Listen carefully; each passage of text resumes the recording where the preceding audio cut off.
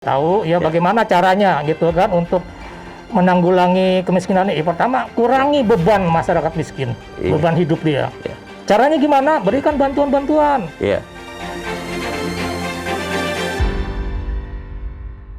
Assalamualaikum warahmatullahi wabarakatuh. Waalaikumsalam. Para pemirsa PEHTEP, hari ini kita masuk dalam acara PEHTEP episode ke-16.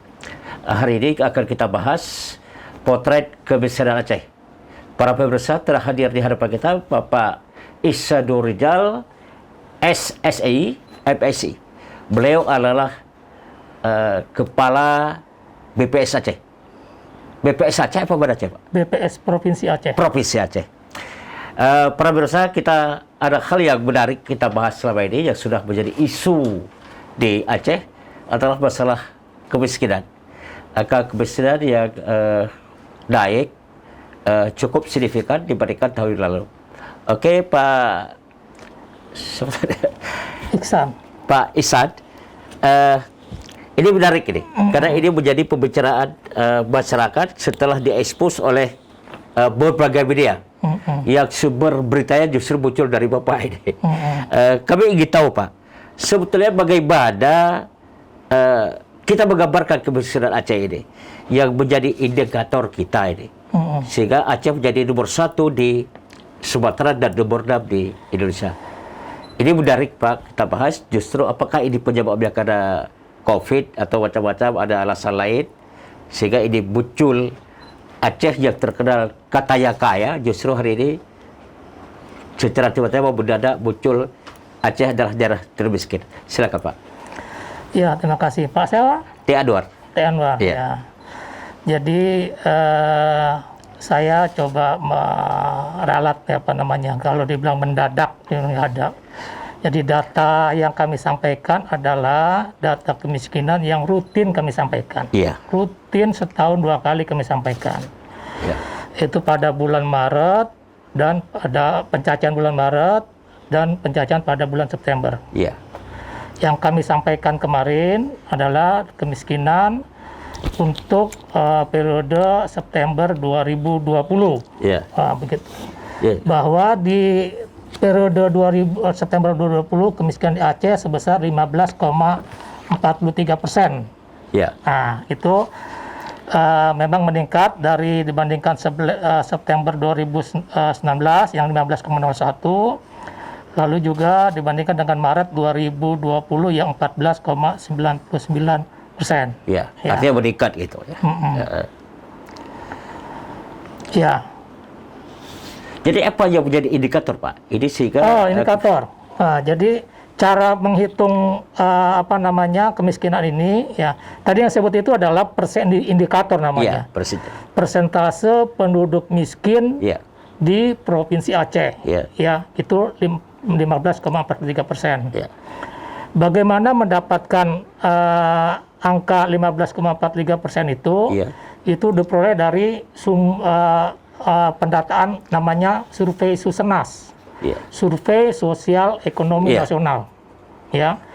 Nah, itu sumber data ya untuk menghasilkan data kemiskinan diantaranya, bukan hanya kemiskinan yang kita. Ini metodenya ya, metode yang digunakan ya. Metodenya belum sampai ini saya berbicara sumber data. Sumber data. Metodenya ya ini menghitung garis kemiskinan. Nilai garis kemiskinan yang ada di Provinsi Aceh. Di Provinsi Aceh.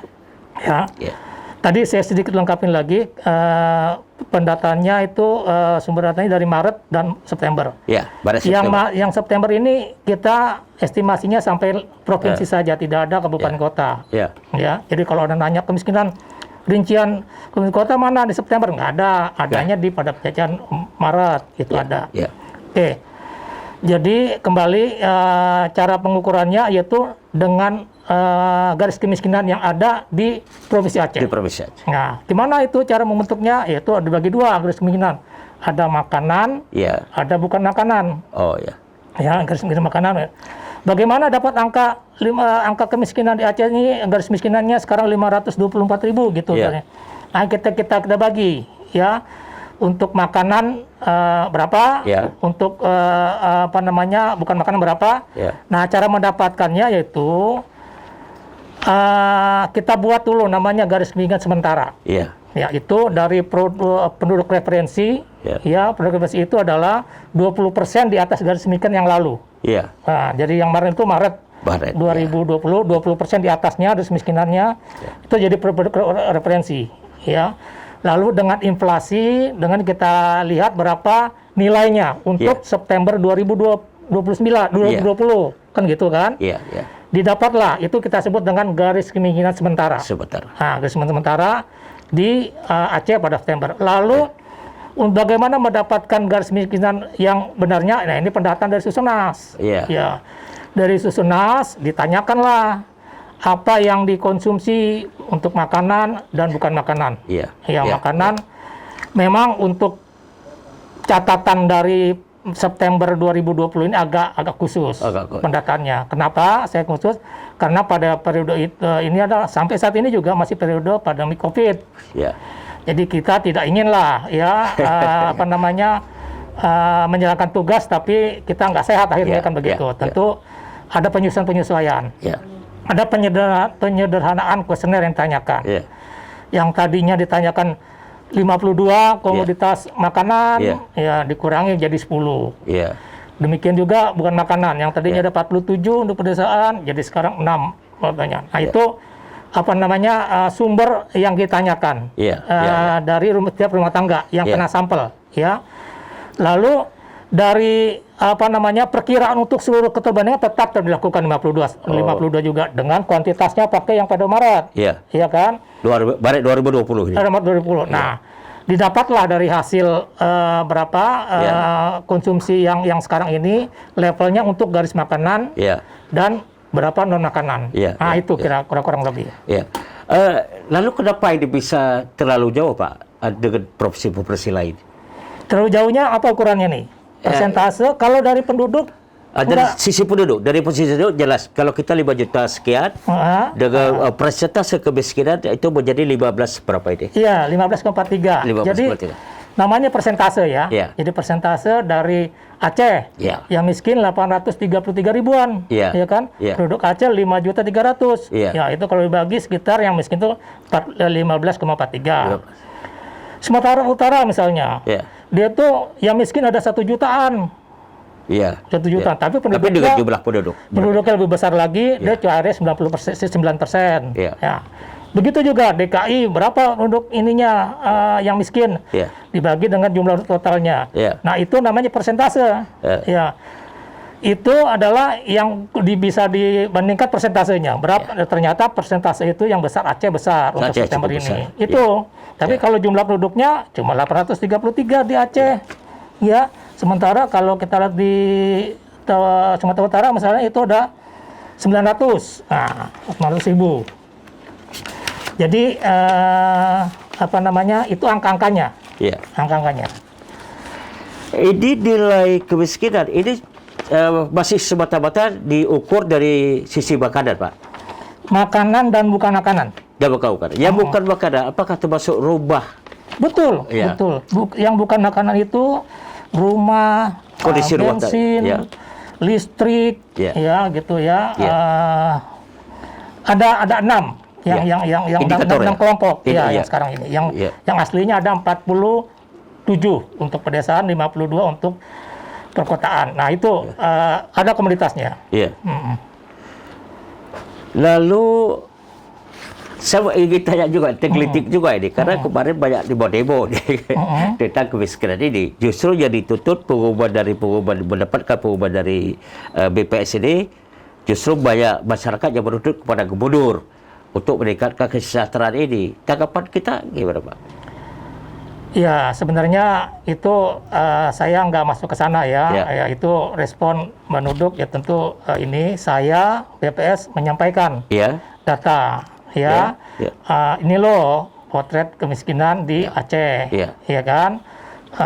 Untuk periode September, untuk Maret, kenaikannya, kurangannya, itu saya sebatas itu merespon bahwa penduduk respon, yaitu tentu ada apa namanya pihak-pihak tertentu yang memang yang harus meresponnya gitu kan. Itu di luar dari kami, Pak. Tapi ada juga dari suara-suara di luar kita negara ini BPS kayaknya kok nggak valid datanya. Sehingga boleh diuji. Iya. Yang bilang nggak valid itu boleh diuji. Iya, gitu kan. Jadi gimana kita siap untuk diuji. Siap. Semua survei itu ada ukurannya. Dia berapa nih validitas standar errornya dari survei. Jadi gitu, Pak. Survei namanya survei. Ya. Survei itu adalah sampel. Sebaliknya kalau yang seluruh namanya sensus. Bahwa jadi ini kita berangkat dari sampel ini. Survei. Nah, bahwa dalam survei ini ada metodenya. Namanya probability sampling. Samplingnya itu macam-macam. Itu kuliah bisa 4 semester, 5 semester ya. Jadi kita bisa ukur berapa kesalahan error daripada survei itu. Nah, karena kita nggak ngambil semuanya kan. Kalau sensus nggak ada kesalahan karena di data semua. Kalau sampel survei itu sampel cuma berapa persen. Nah, untuk di Aceh ini September 2020 sampelnya 2.900 sekian. Ininya sampel rumah tangganya. Nah, itu diangkat untuk level provinsi. Sebaliknya pada Maret sampelnya besar nih 12 ribuan, mesti 2.500. Se-Aceh ya? Se-Aceh. Nah, sehingga bisa digambarkan sampai level kabupaten kota. Nah, itu. Jadi masalah valid kami tentu sebagai lembaga yang beramanah kami bisa menggaransi. Bagaimana jadi kita bisa menjamin itu datanya itu valid. Tapi dia menukir ada juga pernyataan dari pemerintah nih, pemerintah provinsi. Justru mereka komplain tentang karena Aceh tahun lalu ini sudah cukup bagus. Kok tiba-tiba tahun ini muncul angka kemiskinan? Ini kan saya bilang ini angka potret yang kami potret lakukan pada September dengan kondisi September itu pertama pandemi COVID. Ini semua kena kalangan. Baik kalangan bawah, kalangan menengah, kalangan atas, pengusaha kelas tinggi, pengusaha sedang, pengusaha rendah, semua kena dampaknya. Otomatis juga pergerakan kita dengan pergerakan pandemi COVID ini pergerakan terbatas. Gimana mau bergerak, mau berusaha kalau gimana hasilnya baik, gitu kan? Nah, itu dari sisi ukuran ekonomi itu diakui. Bahkan pada penelitian atau laporan Bank Dunia, pada Juni 2020, kalau nggak ada diperkirakan kemiskinan di Indonesia itu meningkat sampai 10,17% tambahnya. Cukup besar itu? Cukup besar, Tapi alhamdulillah nggak terjadi, Karena apa? Karena bantuan sosial. Itu perkiraan. Ternyata nggak terjadi sebesar gitu. Karena apa? Karena ada bantuan-bantuan sosial yang digulirkan baik pusat maupun pemerintah daerah, sehingga dampak COVID ini bisa membantu masyarakat yang bawah ini untuk tetap survive. Jadi ukurannya nih, metodenya ini adalah kebutuhan dasar, basic need approach. Orang miskin ini. Kebutuhan dasar dari sempat makan 3 hari sehari. Gitu kebutuhan dasar. 2.100 kalori kalau ukuran makanannya. Nah, itu. Lalu di mana Pak ya Budompo ini? Ini kan berapa tadi 800 sekian. Ini wilayah mana aja ya Pak? Wilayah apa nih? Yang terjadi kemiskinan yang paling besar. Enggak, kita kalau bicara wilayah maksudnya Aceh kabupatennya nggak ada. Kan saya bilang untuk September ini levelnya sampai provinsi. Jadi kita nggak bisa menjelaskan berapa di Banda Aceh, berapa di Subuh Salam, berapa di paling tidak ada wilayah yang banyak atau yang paling sedikit. Itulah yang saya bilang levelnya sampai provinsi. Sampai provinsi. Nah, kalau pendataan Maret ini ada sampai level produksi kabupaten kota. Saya punya angkanya. Berapa kemiskinan di Kota Banda Aceh, berapa kemiskinan di Aceh Tengah, berapa kemiskinan di Subuh Salam, ada itu pada Maret 2020 pun ininya. Yang Bapak lihat ini kejadian kemiskinan ini, itu penyebab utamanya apa sih? Ya kalau penyebab udah pasti namanya tadi ukuran pembentuknya garis kemiskinan, ya, makanan dan minuman.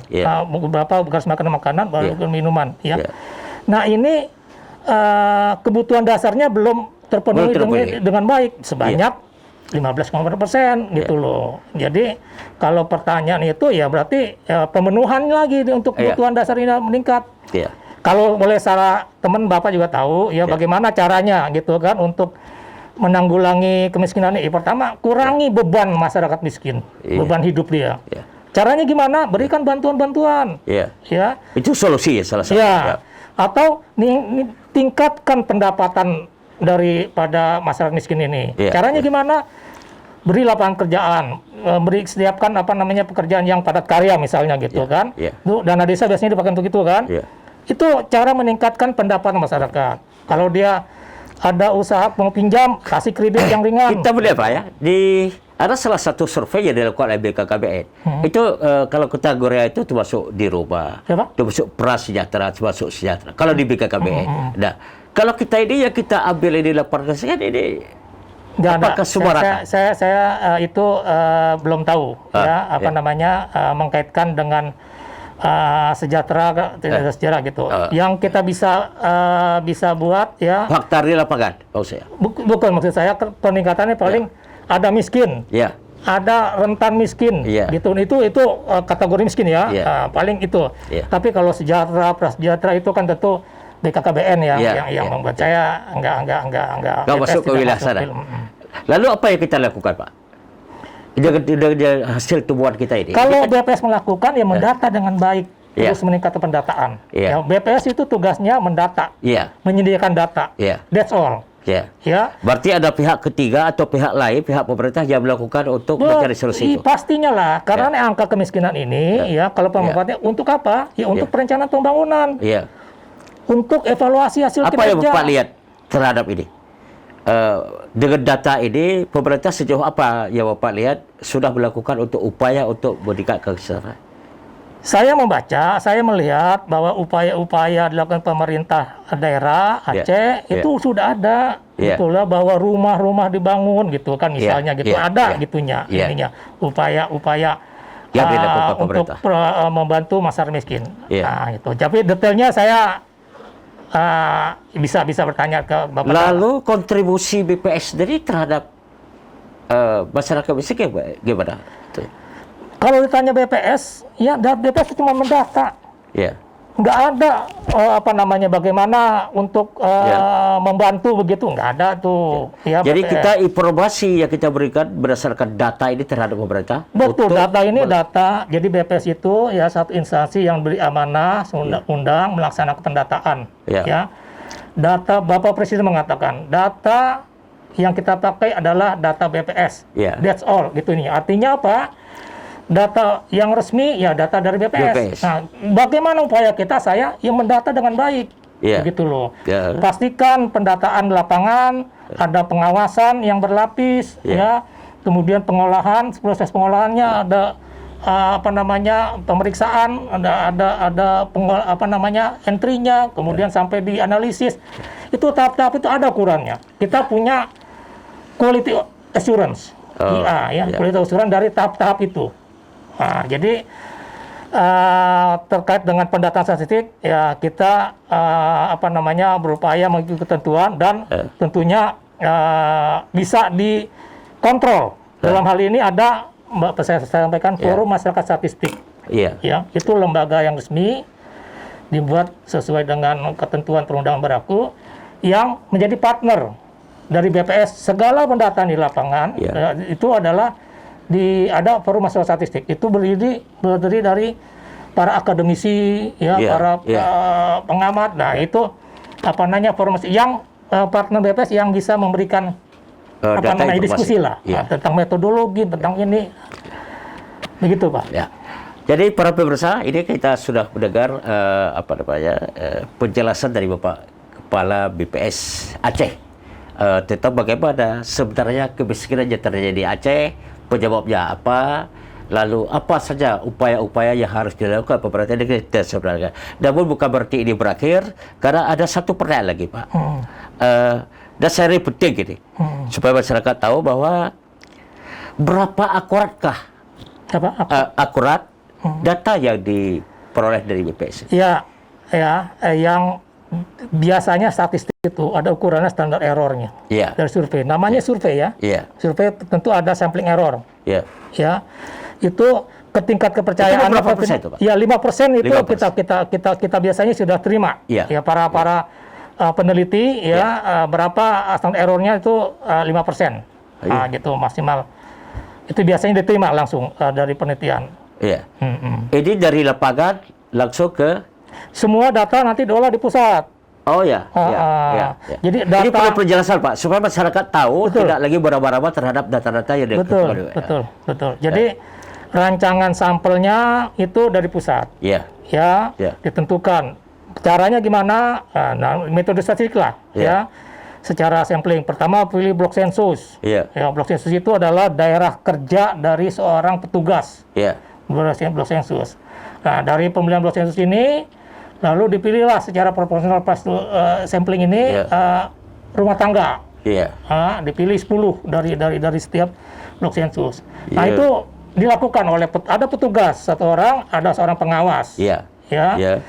Lalu secara berjenjang petugas dari atas lain pegawai di kabupaten juga melakukan pemeriksaan supervisi.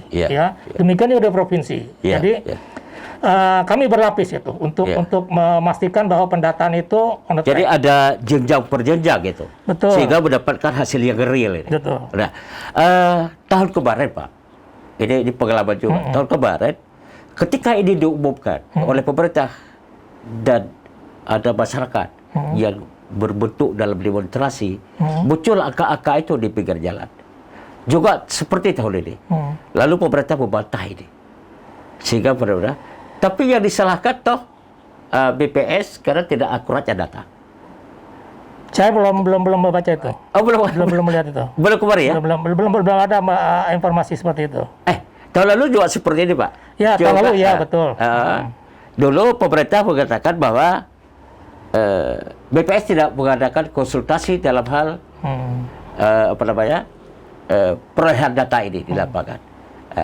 Apakah kejadian demonstrasi kemarin yang spanduk di mana-mana, apakah terjadi hal yang sama dengan pemerintah? Arti pemerintah juga membantah atau menggugat? Saya nggak tahu. Kalau yang sekarang saya nggak tahu. Tidak sampai ke sana. Artinya tidak pernah didatangi oleh pemerintah. Tidak ada ya. Oke Pak. Jadi terakhir ini apa ini ya? Rilis terbaru nih kemarin. Itu real Pak ya? Real. Itu real ya? Real. Kita bisa pertanggungjawabkan. Secara akademik. Kami bisa pertanggungjawabkan. Lalu sikap pemerintah? Ya, pemerintah lah tanya. Saya menyampaikan data. Barangkali ada masukan. Masukan saya kita sama-sama bangun Aceh tentunya ya. Gimana caranya ya BPS bekerja mengasih data informasi sebaik-baiknya.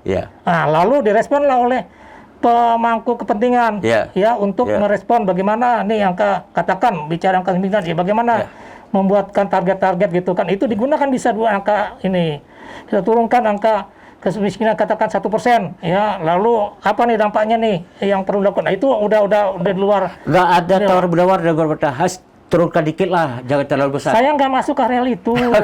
Saya nggak masuk ke real itu. Ini pertanyaan aja. Apakah pemerintah pernah sampaikan itu? Tolonglah BPS jangan diangkat, jangan terlalu besar. Nggak sampai begitu. Nggak ada. Jadi tentu saya percaya mekanisme pemerintah dalam pemerintah Aceh bagaimana dalam menyusun anggaran, bicara di tingkat DPR seberapa berapa yang diperlukan itu pasti ada. Ada hitung-hitung kalkulasinya. Nah, saya yakin itu. Oke, ada DPR juga, ada pengontrol juga kan. Saya minta kepada Bapak ini untuk yang terakhir ini, apa yang Bapak sampaikan kepada pemerintah atau kepada masyarakat terhadap data ini? Ya, pertama ini sama-sama di tengah pandemi COVID. Saya berharap apapun yang kita lakukan nggak ada artinya. Kalau kita nggak sehat, kita sehat dulu. Urusi sehat dulu nih. Pandemi COVID kalau bisa bersih. Di Aceh ini. Itu menjadi utama. Karena nggak ada artinya kalau kita semua bagian akhirnya bermasalah dengan kesehatan. Yeah. Itu satu. Tapi juga harus disadari ya, kita harus realistis ya. Kita harus tetap hidup, harus bisa survive, kan begitu ya. Harus bisa menafkahi kita bisa hidup kan. Jadi kita hidup berdampingan lah dalam tanda kutip. Yang dikatakan Bapak Presiden, hidup berdampingan, new life normal begitu kan. Nah itu yang dilakukan. Jadi sehat, tetap beraktivitas untuk sambil mengatasi COVID-nya ini dan memperbaiki kesejahteraan dari masyarakat. Ya, tentu itu sebagai umum ya. Nah, kalau bicara kemiskinan, bagaimana tadi yang saya katakan, Bapak juga tahu ya. Saya bilang tadi ukurannya itu miskin itu adalah di BPS ini kebutuhan dasar, kebutuhan dasar untuk makan dan bukan untuk makanan, bukan makanan. Nah, ini kalau ditingkatkan, ya kebutuhan dasar dipenuhi, angka kemiskinan rendah. Saya yakin bisa jauh lebih rendah kalau memang itu. Nah, caranya gimana ya? Caranya tentu dengan lakukan gencar ya upaya untuk